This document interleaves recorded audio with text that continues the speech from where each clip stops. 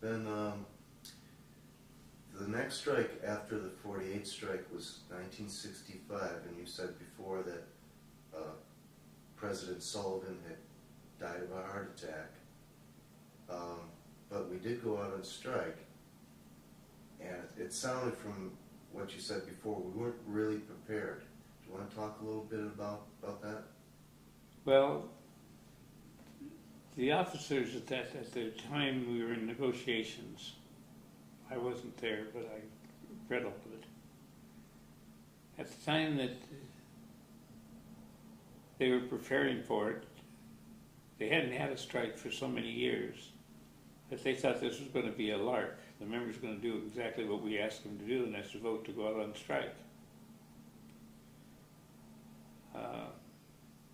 The membership did vote to go out on strike by a very small margin.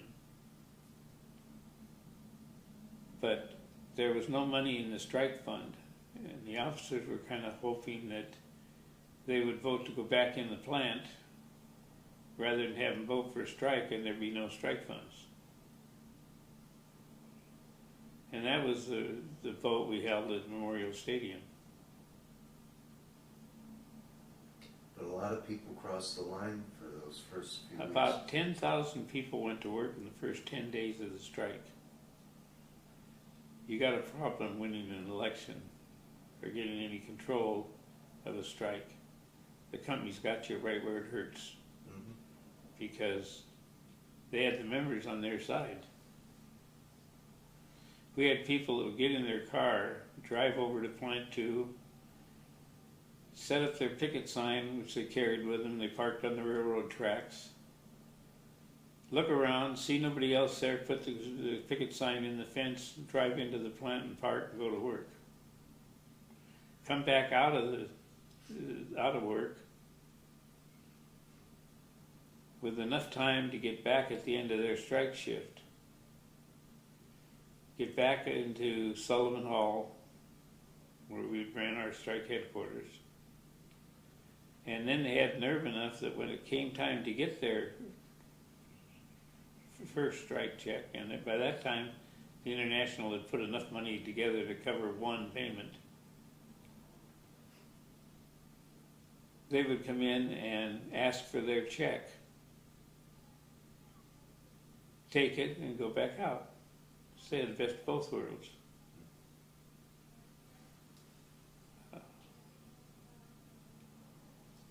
It was like I say, almost a disaster like 1948.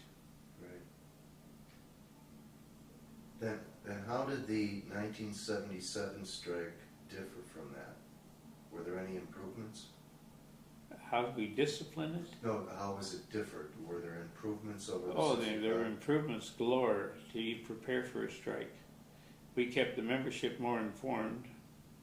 We put out a flyer when we did go on strike, a flyer every week, sometimes 2 flyers a week, telling them what's going on. We rented every van, I think, from every rental company in the city of Seattle and transported our pickets to their post.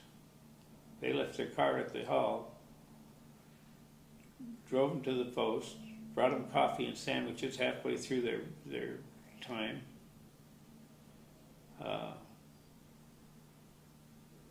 So really nobody had a complaint, other than you're out on strike and you're cold. But it was just accepted by everybody, and it was accepted surprisingly by the community. We had some stores that brought down a 5-foot roll of bologna, and we had our own cutters. We'd slice it and make sandwiches out of it, what have you. Yeah, there was a lot of exposure as to what was going on, and there wasn't this secret mumble jumble that you go out on strike and we'll tell you what you went out for later. There wasn't any of that. We had a lot of volunteers, members that came down and baked cookies and brought them down and came down and made sandwiches. It was just better control.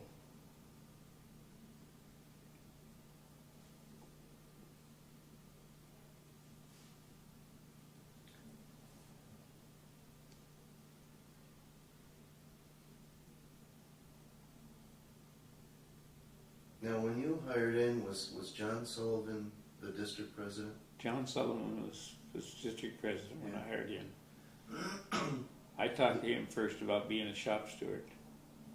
You taught him? I talked to him about it. Talk to him. Okay. He appointed every shop steward. You didn't have the shop pick a guy to be your steward. Right. So he was president for quite a long time. In fact, he was, I don't know if he was one of the founding members in 35, but he was No, around I very don't close believe to he that. was. Harold Gibson was the business representative during the March on Seattle. Mhm. From the plant 2, they marched all the way through into Seattle. That was in the 40s. Yeah. And like I say, Harold Gibson was in most of that.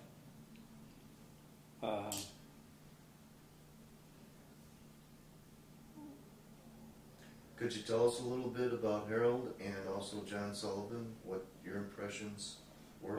Well, Harold Gibson started out at Boeing's. He became a business representative and then got elected as district DBR. Mhm. And he was a tough leader in that he didn't allow for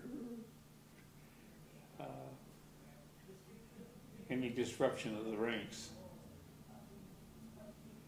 And he was strong enough to take the Boeing company on, to take William Allen on, to take the city of Seattle on when they had that parade. And the city of Seattle said, you haven't got a license for a parade. And they said, tell us after we get through.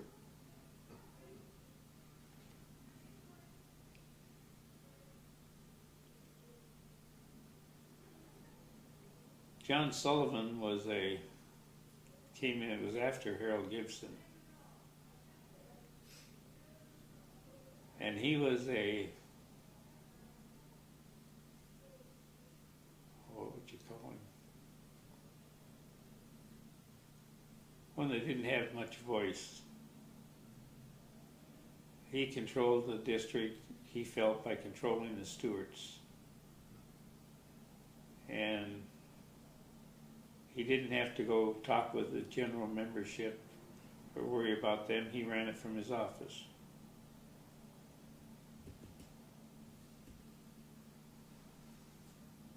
That's the reason that he had so much power. Because like I say, you got 700-800 stewards supporting you. That's a pretty good clique.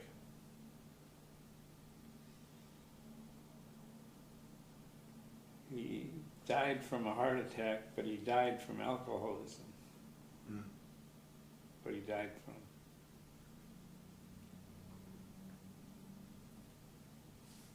I wish I could remember this, Ed. I almost say it. Well, the Grand Lodge rep before Al Schultz. Yeah, he was the Grand Lodge rep before Al Schultz. But Ed